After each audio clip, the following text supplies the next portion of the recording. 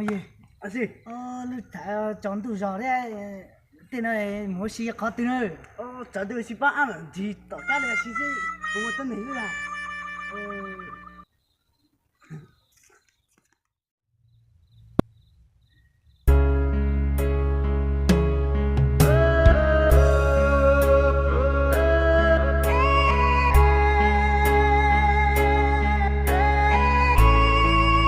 Ô, ôi chà, mau nói chọn tủ luôn đi là, chơi làm một gì ở xin là nó thế nhở?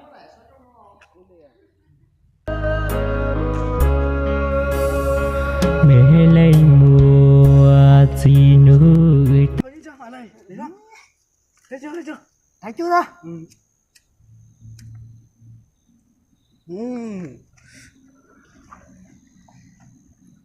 Hai em mới thì nữa gì? To xây rong đi chà muốn ra. Đi, mà Khó thì rong mong ra. đi nào. Hãy to chờ mấy tình người lấy pro lên tao xui một chục kẹo. Ồ, tự nhiên thế lòng. Một chút kia rất à. Một chục. Bây giờ cái lúc cho chúng tao kẹo. Là chúng ta đi xưa không gì? Ê con nhớ thế đi. Đúng rồi. Ồ, cũng nhập bị số bộ nó chứ. Một chục kẹo. Ơi đi à. Thôi giờ muốn nói chuyện mà mãi, bố này nhập mua so đi con mà. Nhìn chị muốn được con. Số kia chứ. So đi con mà thôi giờ. Số chứ đi à.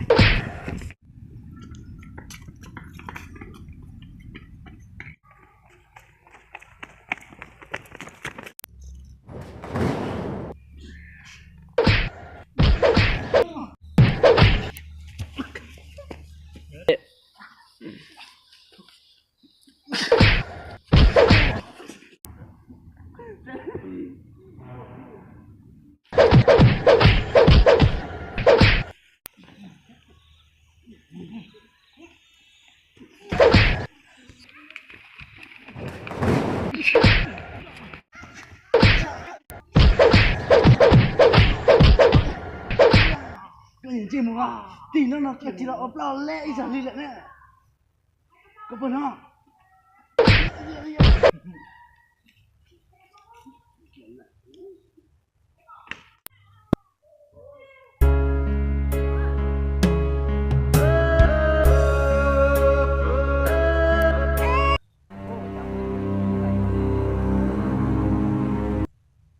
Thôi dư, thôi dư.